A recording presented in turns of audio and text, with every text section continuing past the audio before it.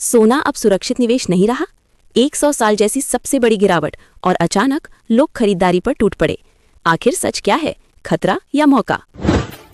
बीते कुछ सालों में लगातार तेजी दिखाने वाला सोना अब अचानक दबाव में नजर आ रहा है। इस साल अब तक सोने की कीमतों में करीब 15% की गिरावट दर्ज की गई है, जबकि जनवरी के हाई से ये गिरावट लगभग 19% तक पहुंच चुकी है। ये गिरावट उस 20% के स्तर के बेहद करीब है जिसे आमतौर पर बेयर मार्केट की शुरुआत माना जाता है। लेकिन कहानी यहीं खत्म नहीं होती।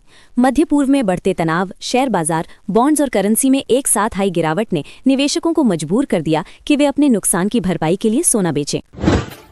कारण रहा कि सोने जैसी सेफ हेवन मानी जाने वाली एसेट पर भी सवाल उठने लगे।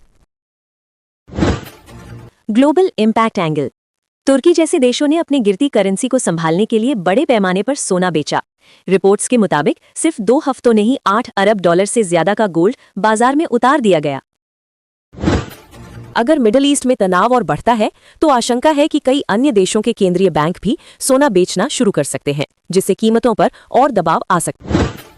लेकिन इसी बीच 27 मार्च को बाजार में एक दिलचस्प बदलाव देखने को मिला। निवेशकों की खरीदारी लौट आई और सोने की कीमतों में करीब 3% की तेजी दर्ज की गई।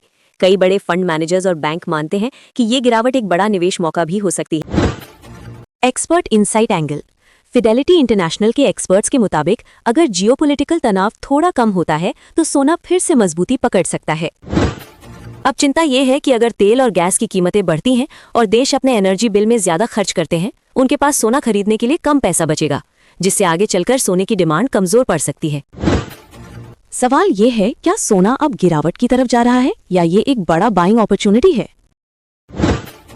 आप क्या सोचते हो? अभी सोना खरीदना चाहिए या इंतजार करना चाहिए? कमेंट में जरूर बताना और ऐसी ही दमदार अपडेट्स के लिए चैनल को सब्सक्राइब करना मत भूलना।